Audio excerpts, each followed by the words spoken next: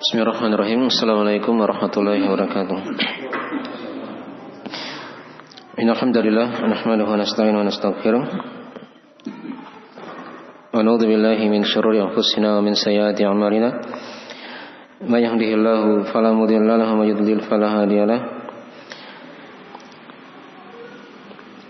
Asyhadu an la ilaha illallah wahdahu la syarika lahu. Wa asyhadu anna Muhammadan abduhu wa rasuluh sallallahu alaihi wa alihi washabihi wa tabi'ahum bi ihsan ila yaumiddin amma ba'd. Inna asdaqal hadithi kitabullah wa khairal hadi hadi Muhammadin sallallahu alaihi wa alihi wasallam wa syarrul umuri muhdatsatuha wa inna kulla muhdatsatin bid'ah wa kulla bid'atin dhalalah wa kulla dhalalatin finnar. Ma'asyiral ikhwani fillah, azani Allah wa iyyakum rahimani wa rahimakumullah. Tapi pada malam ini kita akan membahas satu tema dari rangkaian pembahasan hal-hal yang dengannya negeri itu akan menjadi baik. Ya. Dan ini sengaja kita rangkaikan dari pembahasan tema di daerah kita ya, di mana semboyan daerah kita kan Molimo Karo Semanamo Lipu ya. Sekira maknanya antum lebih paham. Kalau makna bebasnya itu kan abaikanlah kepentingan diri demi kebaikan apa? Negeri. Nah, atau yang semaknanya begitu ya. Bisa dibuatkan dari maknanya. Ya. Kalimat ini tentunya ada bukan satu kalimat ya. Kalau kita lihat dari urutan dari kalimat tersebut, itu ada 4 kalimat yang menyusunnya. Jadi kalimat Molimo Karo Semanamo Lipu itu di nomor yang kedua. Ya, nomor yang kedua. Yang pertama itu kan ada Molimo Arata Semanamo Karo. Baru yang kedua Molimo Karo Semanamo Lipu. Yang ketiga Molimo Lipu Semanamo Sara. Dan yang keempat Molimo Sara Semanamo Agama. Ya. Yang kita bahas itu kan di pembahasan yang kedua ya. Dan pembahasan tadi itu atau kalimat-kalimat tadi itu dipakai ketika terjadi dua hal yang bertentangan begitu ya. Mana yang didahulukan? Seperti yang pertama itu kan dikatakan Molimo Arata Semanamo Karo. Ya, abaikan kepentingan harta demi kebaikan diri. Jadi kalau misalnya pertentangan antara harta dia dan dirinya, mau pilih mana? Salah satunya begitu, maka dia pilih apa? Dia pilih dirinya kan? Keselamatan harta atau keselamatan diri, mana yang lebih diutamakan? Keselamatan diri begitu kan? Itulah kenapa dikatakan Molimo Arata Semanamo Karo. Begitu. Itu kalau bertentangan ya, anggaplah terjadi kondisi darurat begitu ya, yang memilih antara salah satunya begitu, mau pilih harta atau dirinya. Jelas dia pilih dirinya begitu ya, dia pilih dirinya. Dan itu ada hal-hal yang diterangkan dalam agama kita ya, dari Al-Quran atau hadis. Baik. Ya, kemudian yang kedua tadi yang kita singgung tadi, Molimo Karo Semanamo Lipu. Ya. Abaikan kepentingan diri demi kepentingan atau demi kebaikan negeri. Jadi kalau misalnya terjadi kondisi darurat, mau pilih antara diri atau negeri, yaitu dikedepankan dari kebaikan negerinya daripada kebaikan dirinya begitu. Nah, dan itu juga dari hal-hal yang diterangkan dalam agama kita ya. Ada adillah-adillahnya dari Al-Quran atau hadis. Ya. Baik. Nanti kita akan lewat ya ayat-ayat tentang masalah itu insyaallah taala. Kemudian yang ketiga, ketika dikatakan walimu lipu sumanamo sara. Ya. Abaikan kepentingan negeri demi kebaikan apa? Pemerintahan. Jadi kalau misalnya ada kondisi darurat juga yang seharusnya dia memilih antara salah satunya, antara negerinya atau pemerintah, maka dia dahulukan kepentingan pemerintah, begitu ya. Itu misalnya ya, kalau terjadi kondisi seperti itu, ya. Itu diamalkan juga oleh negara kita dahulu kala ya, ketika daerah kita di Indonesia ini dijajah oleh penjajah.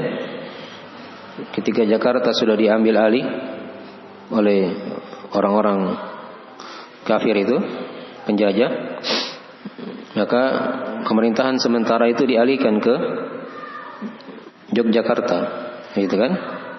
Yang penting masih ada pemerintah, akan tetap apa?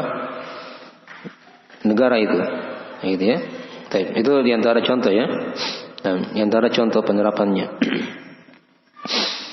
Kemudian yang keempat, walimu apa? Sara sumanamo agama. Iya. Abaikan kepentingan pemerintah demi kebaikan apa? Agama. Ini misalnya kalau bertentangan juga di kondisi dia harus memilih antara salah satunya, ya, maka dia lebih dahulukan apa? Agama. Karena tidak ada ketaatan kepada penguasa kalau misalnya pada perkara maksiat, misalnya kan, pada perkara dosa dan maksiat. Ya, itu diterangkan dalam ayat dan hadis ya tentang masalah itu. Baik. Kita hanya fokus pada yang kedua dulu sini karena ini yang paling terkenal ya. Ya. Dan sudah dihafal oleh kebanyakan dari masyarakat kita. Baik. Nah.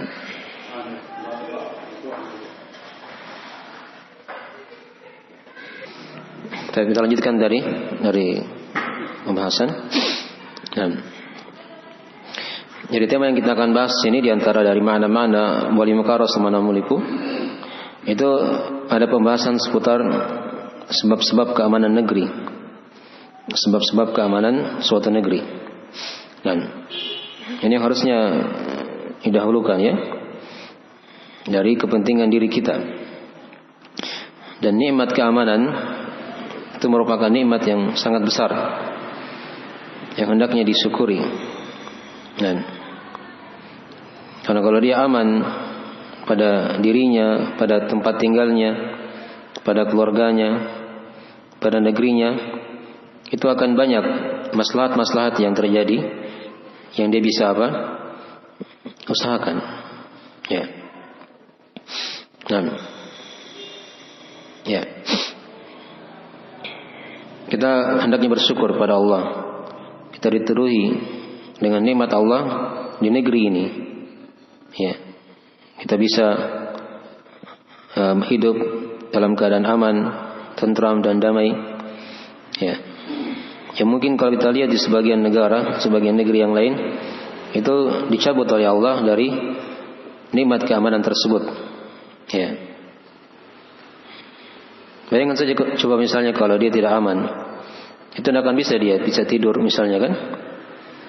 Dia kan tidak bisa makan dengan tenang. Ya. Syukur-syukur kalau ada makanan. Tapi kalau sudah susah juga makanannya, itu karena nikmat keamanan dicabut, misalnya kan? Iya. Atau misalnya dia beribadah kepada Allah Subhanahu wa taala. Coba kalau misalnya tidak ada keamanan, ya, itu tidak akan terwujud dari ibadah itu kepada Allah Subhanahu wa taala. Tidurnya, ya, dia makan, dia minum, dan segala jenis dari aktivitasnya. Ya. ketika nikmat keamanan dicabut oleh Allah Subhanahu wa taala. Nah, oleh karena itu diingatkan oleh Allah dalam Al-Qur'anul Karim di sejumlah ayat-ayat tentang nikmat keamanan ini. Ya.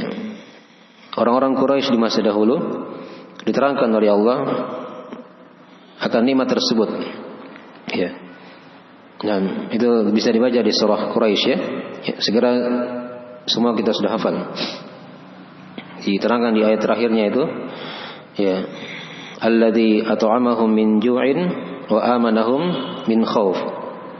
Dialah Allah yang telah memberi makan mereka dari kelaparan dan memberikan keamanan ya dari ketakutan. Nah, jadi Mekah itu dijadikan sebagai negeri yang aman, sebagai negeri yang aman. Dihilangkan darinya dari kekhawatiran, nah, yang mengganggu suatu negeri atau sebuah daerah. Ya. Dan juga diperhatikan di surah Al-Baqarah ya, nah, tentang Masjidil Haram, rumah Allah Subhanahu wa taala yang pertama itu. Ya. Dikatakan dalam Al-Qur'an Al-Karim di surah Al-Baqarah, wa id ja'alnal baita mathabatan lin-nasi wa amna. Dan ingatlah tatkala kami jadikan Ka'bah itu rumah Allah sebagai tempat ya yang manusia itu bisa menetap di sekitarnya dan diberikan padanya keamanan. Diberikan padanya keamanan.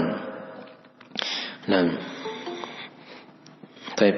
Kemudian juga diterangkan di surah Al-Ankabut ya, ayat ke-67 dari surah Al-Baqarah ya, ayat 125. Di surah yang lain lagi di surah Al-Ankabut diingatkan akan nikmat keamanan ini oleh Allah Subhanahu wa taala sebagai percontohan ya. Ya, kota Mekah itu. Diterangkan oleh Allah dalam Al-Qur'anul Karim, "Awalam yaru anna ja'alna haraman amina wa yatakhattafu an-nasu min haulihim." Bukankah kami telah menjadikan, bukankah mereka telah melihat? Ya, sesungguhnya kami telah menjadikan ya negeri haram itu sebagai tempat yang aman. Sedangkan manusia di sekitarnya, di sekitar negeri haram itu, Mekah dan Madinah, itu mereka saling bunuh-membunuh. Ya, saling bunuh-membunuh. Tapi Allah jadikan Mekah dan Madinah sebagai tanah haram, sebagai negeri yang aman. Sebagai negeri yang aman. Ya. Bahkan di Masjidil Haram dikatakan dalam Al-Qur'an Al-Karim ya di surah Al-Imran ya, ayat 97, "Wa man dakhalahu kana amina." Siapa yang masuk di Masjidil Haram maka dia akan menjadi aman. Ya. Maka dia akan menjadi apa? Aman. Jadi ini percontohan dalam Al-Qur'an Al-Karim ya, negeri yang paling teraman di dunia ini, yaitu Mekah dan Madinah. Ya. Karena terwujud padanya sebab-sebab yang terjadinya atau sebab-sebab terjadinya keamanan tersebut, dan hilang darinya dari sebab-sebab yang mengantar musibah, yang mengantar apa? Malapetaka dan bencana. Ya. Nah, bahkan dalam Al-Quran diterangkan oleh Allah, sumpah Allah dalam Al-Quran, wa hadzal baladil amin, dan demi negeri yang aman ini, itu negeri Mekah. Itu negeri Mekah. Maka ini ayat-ayat ya yang menjelaskan tentang apa nikmat keamanan, dan sekaligus Allah beri contoh negeri yang aman di muka bumi ini, yaitu Mekah. Dan juga telah disurvei oleh banyak manusia dibandingkan dengan negeri-negeri yang lain. Ya, Mekah dan Madinah itu merupakan negeri yang paling aman. Ya, negeri yang paling aman di dunia ini. Nah, baik. Kemudian juga diterangkan di sebagian hadis di mana kata Nabi sallallahu alaihi wasallam, ya, dari hadis riwayat Imam At-Tirmidzi, kata beliau, "Man asbaha minkum aminan fi sirbihi, mu'afan fi jasadihi, wa indahu qutu yaumihi faka'annama khizat lahu dunya. Di riwayat yang lain ada tambahan wa hadzafiriha. Ya. Kata Nabi sallallahu alaihi wasallam, ya, man asbaha minkum aminan fi sirbihi. Ya. Siapa di antara kalian di waktu subuh dia terjaga, ya, diberikan keamanan pada dirinya, dan mu'afan fi jasadihi, dia diberi kesehatan pada jasadnya, dia bukan orang sakit, ya. Kemudian di sisinya ada makanan, wa indahu qutu yaumihi, di sisinya ada makanan yang dia bisa makan pada hari itu, ya. Maka kata Nabi sallallahu alaihi wasallam, faka'annama khizat lahu dunya, ya, maka seakan-akan dunia itu telah diberikan kepadanya. Ya, di sebagian riwayat lain dikatakan ada tambahan wa hadzafiriha, dan juga dari perbendaharaan dunia itu telah diberikan kepadanya. Ya. Jadi disebut yang pertama itu adalah nikmat keamanan. Siapa yang diberi keamanan pada dirinya, kemudian diberi kesehatan, dan dia punya makanan untuk hari itu, untuk hari itu, ya, maka ini dari nikmat yang sangat besar, ya. Seakan-akan kata Nabi, dia itu telah diberikan dunia dan segala isinya, Dan akhirnya dari sebagian ayat dan hadis, ya, penjelasan tentang agungnya dari nikmat keamanan tersebut, ya, yang merupakan dasar nikmat dalam kehidupan seorang hamba. Tadi sudah diingatkan kalau dia punya rasa ada dia diberi keamanan oleh Allah pada diri, keluarganya, tempat tinggalnya, negerinya, maka akan tercipta berbagai macam maslahat-maslahat yang lain.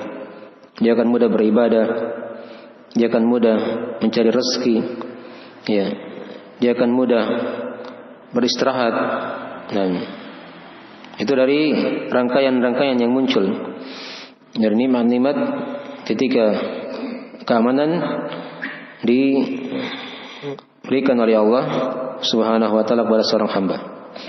Ya. Tapi ayat yang kita akan baca di malam hari ini suatu ayat yang sudah diterangkan tadi, itu ayat di surah Ibrahim, ayat yang ke-35.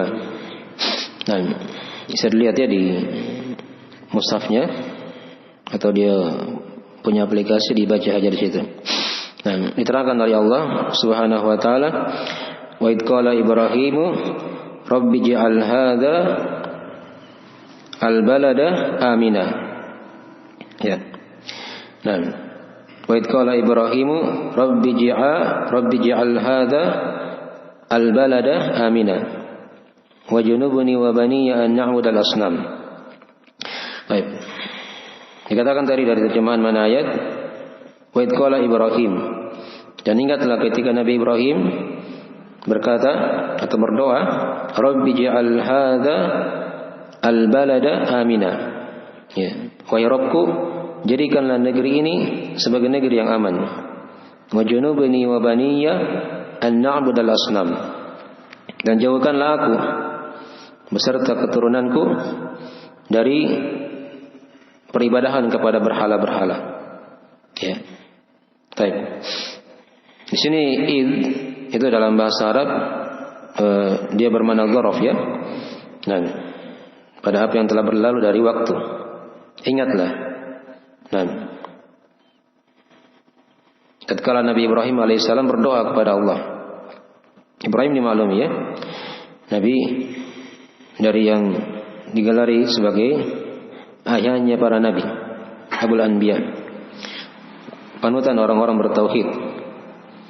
Rabbi ini panggilannya, asalnya itu ya Rabbi, wahai Rabbku. Yang dihilangkan ya-nya, dibacalah menjadi Rabbi. Ya. Jadi asalnya itu di dalam bahasa Arab dia munada mudhaf. Ya Rabbi begitu, wahai Rabbku. Tapi dihilangkan ya-nya dan dihilangkan juga ya huruf nidanya, dihilangkan juga ya mutakalimnya. sehingga dibacalah Rabbi. Baik. Kemudian dikatakan di situ Rabbi ja'al hadza al-balad. Ya, negeri ini. Negeri ini maksudnya negeri Mekah ya. Negeri Mekah. Ya. Di situ al-balad, alnya atau negerinya sudah diketahui. Ya, walaupun tidak diterangkan, tidak disebut namanya, itu sudah dimaklumi. Itu negeri apa? Mekah. Nah, Rabbi ja'al hadza al-balada amina. Ya. Jadikanlah negeri ini sebagai negeri yang aman.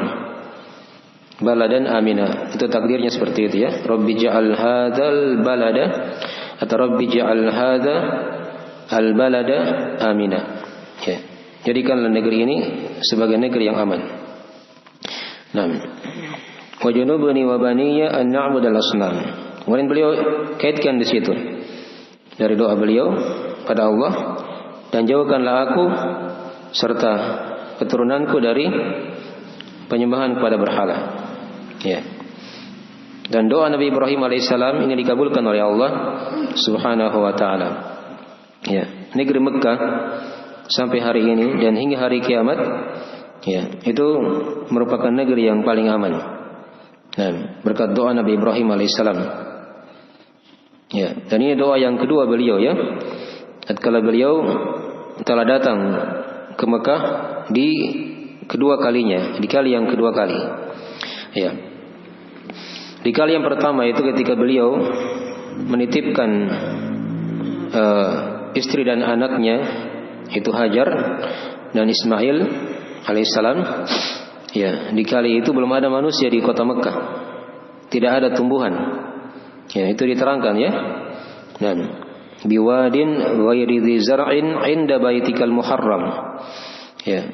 Di sebuah lembah yang tidak ada tanaman di sisi rumahmu ya Allah yang mulia. Dan itu diterangkan di doa yang pertama di surah Al-Baqarah. Di surah Al-Baqarah. Ya. Tapi di surah Al-Baqarah itu tidak pakai al-balad, tidak pakai lafaz al. Ya, tidak ada alnya. Hanya dikatakan ya, wa id qala Ibrahimu rabbi ij'al hadza baladan amina. Ya. Dan ingatlah ketika Nabi Ibrahim berdoa kepada Allah, wahai Rabbku, jadikanlah negeri, ya, jadikanlah ini sebagai negeri yang aman. Jadikanlah ini sebagai negeri yang aman. Ya, ini doa yang pertama ketika Mekah itu belum ada penduduknya. Hanya Hajar dan Ismail yang ada ketika itu. Ya. Nah, doa yang kedua ini yang dikatakan tadi di surah Ibrahim, ya, itu sudah pakai alif lam di situ, al-balad. Wa id qala Ibrahim rabbi ij'al hadza al-balada amina. Ini di kali yang kedua ketika beliau datang di Mekah dan beliau telah melihat, ya, di Mekah itu sudah banyak penduduk, ya, sudah banyak penduduk. Dipahami ya? Maka beliau mendoakan, ya, berdoa kepada Allah Subhanahu wa taala untuk kebaikan diri beliau dan kebaikan anak-anak beliau serta manusia yang ada di situ. Ya. Wa junubni wa baniya an na'budal asnam. Jauhkanlah aku dan keturunanku dari penyembahan kepada berhala. Dipahami ya? Baik. Dan anak-anak Nabi Ibrahim alaihissalam itu tidak ada yang menyembah berhala. Tidak ada yang menyembah apa? Berhala. Seluruhnya dari orang-orang yang bertauhid. Ya, mentauhidkan Allah Subhanahu wa taala. Baik. Mungkin dari mana ayat secara ringkas. Nah, al-asnam di situ jamak dari kata as-sanam, itu berhala ya. Berhala itu kadang dibuat dari patung, dari kayu ya, menjadi patung begitu. Kadang dibuat dari bebatuan, ya. Itu dari macam-macam berhala yang ada pada masa itu, pada masa tersebut. Jadi di sini diingatkan nikmat keamanan digandengkan dengan apa? Tauhid. Dipahami ya? Perhatikan doanya. Rabbi ja'al hadza al-balada amina wa junubni wa baniya an na'budal asnam. Jadikanlah negeri ini sebagai negeri yang aman, dan jauhkan aku dan keturunanku dari penyembahan kepada apa? Berhala. Nah, di situ sudah ada dari sebab keamanan yang pertama. Ya. Jadi kalau mau ingin aman suatu negeri, suatu daerah, maka ya hendaknya penduduk negeri itu bertauhid kepada Allah Subhanahu wa taala. Ya, dan ini diterangkan dalam ayat-ayat yang lain juga. Mirip ada ayat-ayat seperti ini ya. Seperti contoh misalnya ayat yang lain di surah Al-An'am ayat 82. Dikatakan oleh Allah Subhanahu wa taala, "Alladzina amanu wa lam yalbisu imanahum bidzulmin, ulaika lahumul amnu wa hum muhtadun." Ya. Kata Allah, orang-orang yang beriman yang tidak mencampur imannya dengan kezaliman, itu kesyirikan. Maka apa janji Allah? Ulaika lahumul amnu wa hum muhtadun. Mereka itulah orang-orang yang diberikan keamanan dan diberi hidayah oleh Allah Subhanahu wa taala. Ya. Perhatikan yang pertama, dia punya keimanan dan tidak mencampur imannya dengan kesyirikan. Ini kan dari bahasa lain dari tauhid. Dari tauhid. Maka mereka adalah orang-orang yang diberi keamanan dan diberikan hidayah oleh Allah Subhanahu wa taala. Ya. Jadi kezaliman di situ maksudnya kesyirikan ya. Ditafsirkan dengan ayat yang lain di surah Luqman. Ya. Nah, tatkala Luqman berkata kepada anaknya, "Ya bunayya la tusyrik billah, inna syirka la dzulmun 'adzim." Wahai anakku, janganlah engkau berbuat kesyirikan kepada Allah. Semuanya kesyirikan itu merupakan kezaliman yang paling besar. Ya, kezaliman yang paling besar. Dipahami ini ya? Nah. Jadi ini merupakan sebab yang paling besar, sebab yang paling agung, yang paling mulia, tercipta dengannya keamanan. Ketika seorang itu bertauhid kepada Allah Subhanahu wa taala, aman pada dirinya, pada keluarganya, pada masyarakatnya, pada negerinya, ya, itu akan aman. Pasti akan diberi keamanan oleh Allah Subhanahu wa taala. Ini kata dia punya tauhid. Ya. Tapi sekarang apa itu tauhid? Ini seharusnya kita pahami dulu ya. Mungkin sering kita dengarkan istilah tauhid. Tauhid itu secara bahasa dia dari kata wahhada yuwahhidu tauhidan. Ya, yang bermakna dia menjadikan sesuatu menjadi satu. Itu makna ringkas dari apa? Tauhid. Dia menjadikan sesuatu menjadi apa? Satu. Adapun secara istilah banyak definisi ulama dalam memberi definisi tauhid. Ya. Di antara definisi yang paling bagusnya yang dikatakan oleh banyak para ulama, tauhid itu adalah mengesahkan Allah pada perkara-perkara khusus milik Allah. Ya. Itu ada yang berpendapat seperti itu. Sampai di situ saja ringkas. Ya, mengesahkan Allah pada perkara-perkara khusus milik Allah. Ya. Nah, kalau mau diteruskan di situ ada ulama yang lain yang melanjutkan dari definisi itu dari rububiyah, uluhiyah atau nama dan sifat. Jadi ada perkara-perkara khusus milik Allah dari rububiyah. Rububiyah itu kan kembali kepada perbuatan-perbuatan Allah. Allah Maha mencipta, menguasai, mengatur, gitu kan? Menghidupkan, mematikan. Nah, dia esahkan Allah di situ. Ya. Jangan dia meyakini ada makhluk yang bisa mencipta selain Allah, yang bisa memberikan rezeki selain Allah, yang bisa menghidupkan, mematikan selain Allah. Tidak boleh ya. Itu namanya dia khususkan, dia tunggalkan, dia esahkan Allah pada rububiyahnya. Ya. Ada yang kedua dalam uluhiyahnya. Nah, di sini dalam masalah ibadah. Ketika dia beribadah, dia hanya beribadah kepada Allah. Dia tidak beribadah, dia tidak campur ibadahnya dengan ibadah kepada selain Allah Subhanahu wa taala. Itu juga dari mana mengesahkan Allah pada perkara khusus. Tapi dia pada masalah apa? Uluhiyah, masalah ibadah. Ya. Yang ketiga, ada juga bentuk dia mengesahkan Allah pada perkara-perkara khusus dalam masalah nama dan sifat. Dalam masalah nama dan sifat. Ya. Karena Allah itu punya nama-nama dan sifat. Ada nama-nama yang khusus milik Allah, tapi ada juga nama-nama yang tidak khusus. Nama-nama yang dikhususkan di situ, jangan dia namakan untuk makhluk. Ya, jangan dia menamakan untuk apa? Untuk siapa? Untuk makhluk. Misalnya contoh nama Allah. Tidak boleh ada orang yang bernama dengan nama Allah. Ya gitu kan? Atau nama Ar-Rahman. Tidak boleh ada orang yang bernama dengan nama apa? Ar-Rahman. Ini nama khusus milik Allah. Kalau dia mau ingin pakaikan nama Allah, dia pakai tambahan Abdu di depannya. Abdullah atau Abdurrahman, kan begitu. Ya, jangan dia sebut Rahman saja. Ini dari hal yang dilarang ya. Ya. Tapi ada nama-nama yang lain yang di situ Allah tidak dikhususkan namanya. Seperti nama Rahim. Rahim ini boleh ya. Karena Allah mensifatkan Rasulnya dengan nama Rauf Rahim. Rauf lagi apa? Rahim. Ya, demikian pula nama Malik. Ya, ini kan nama Allah. Tapi juga ada nama lain dari makhluk yang bernama siapa? Apa? Malik. Siapa makhluk yang bernama Malik? Ya, malaikat Malik kan? Allah yang menamakan sendiri untuk malaikat itu, namanya malaikat Malik. Berarti nama Malik ini bukan nama apa? Khusus. Ya. Dia nama yang bersyarikat di situ. Bisa dinamakan untuk makhluk, bisa juga untuk Allah Subhanahu wa taala.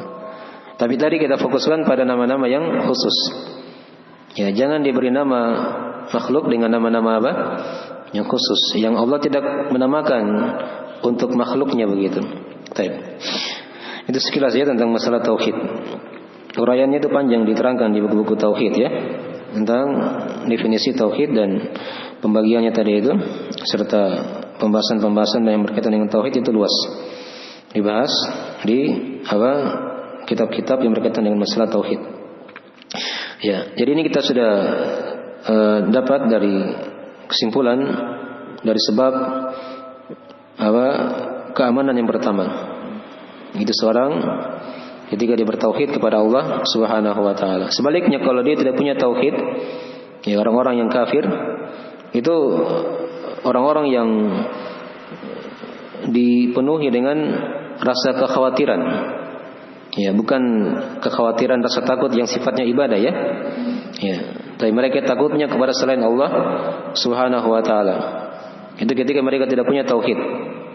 Mereka tidak punya apa? Tauhid. Ya. Terlihat pada diri mereka itu. Nah, rasa takut yang berlebihan. Ya. Yang bukan pada tempatnya. Yang bukan pada apa? Tempatnya. Karena Allah akan menanamkan pada hati mereka rasa takut yang seperti itu. Itu diterangkan di surah Al-Imran ayat 151. Ya. Kata Allah, "Sanulqi fi qulubil ladzina kafaru ar-ru'ba bima asyraku billahi ma lam yunzil bihi sultana." Kata Allah, kami akan lemparkan dalam hati-hati orang-orang kafir itu ketakutan. Ya takut pada selain Allah. Nah, apa sebabnya? Bima asyraku. Karena sebab kesyirikan mereka. Bima asyraku billahi ma lam yunzil bihi sultana. Pada apa yang Allah tidak turunkan padanya apa? Sultan. Dalil yang jelas dalam masalah itu. Dipahami ya? Baik. Mungkin di antara dari sebab-sebab yang seorang itu akan diberikan keamanan oleh Allah Subhanahu wa taala. Baik. Sebenarnya masih banyak sebab-sebab yang lainnya kalau mau diterangkan. Ya, nanti insyaallah taala kita akan urai mungkin di pertemuan-pertemuan yang lain. Ya, di rangkaian pembahasan seputar Bauli Mukarrar semalam Mauliku ini. Baik. Ini dulu dari satu di antaranya. Insyaallah taala cukup. Mungkin kita akan lanjutkan tema ini di malam-malam yang lainnya. Ya, saya sengaja selingi dengan pembahasan seperti ini ya. Setelah pembahasan kitab yang kita kaji. Baik. Ya, sebelum kita akhiri ada yang tanyakan dari pembahasan tadi, kalau ada yang kurang dipahami, silakan. Jadi kalau ditanya dia diam, itu kan ada dua kemungkinan. Mungkin dia paham atau mungkin dia tidak paham. Kan begitu. Baik. Satu dulu paling apa yang dibahas tadi itu. Apa contoh daerah yang Allah beri contoh dalam Al-Quran merupakan daerah yang paling aman, diberi nikmat keamanan. Ya. Ya. Mekah jelas ya. Di bahasa lain dikatakan haraman amina. Kalau dikatakan negeri haram berarti masuk juga apa? Kota Madinah. Baik. Apa tadi soal yang kedua? Apa sebab yang paling besar tercipta keamanan di suatu negeri, suatu daerah, suatu masyarakat, ya, keluarga atau diri seorang hamba? Apa sebab yang paling terbesar dari? Tauhid. Iya. Apa definisi tauhid? Bukan tauhid ya. Apa definisi tauhid? Secara bahasa apa? Ya, menjadikan sesuatu menjadi satu saja. Itu kan tauhid. Iya. Kalau definisi secara istilah apa dari tauhid? Mengesahkan Allah pada perkara-perkara khusus milik Allah. Ada 3 tadi, dari rububiyah, uluhiyah, atau nama dan sifat. Sebagian ulama ada yang memberi definisi tauhid dengan definisi yang lain. Itu mengesahkan Allah pada peribadahan, ya, pada ibadah saja. Ini bagian ya dari tauhid. Tapi tauhid itu bisa luas tadi, bisa di rububiyah juga ada, dan juga bisa di nama dan sifat. Saya kira sudah paham insyaallah taala. Itu kesimpulan-kesimpulan aja dari yang bisa diambil dari pembahasan ini. Nanti berikutnya kita akan sambung lagi insyaallah taala materinya di sesi yang lainnya insyaallah taala. Baik. Jika ada kekurangan mohon dimaafkan. Kita akhiri. Subhanallah walhamdik. Asyhadu an la ilaha illa anta astaghfiruka wa atubu ilaik. Assalamualaikum warahmatullahi wabarakatuh.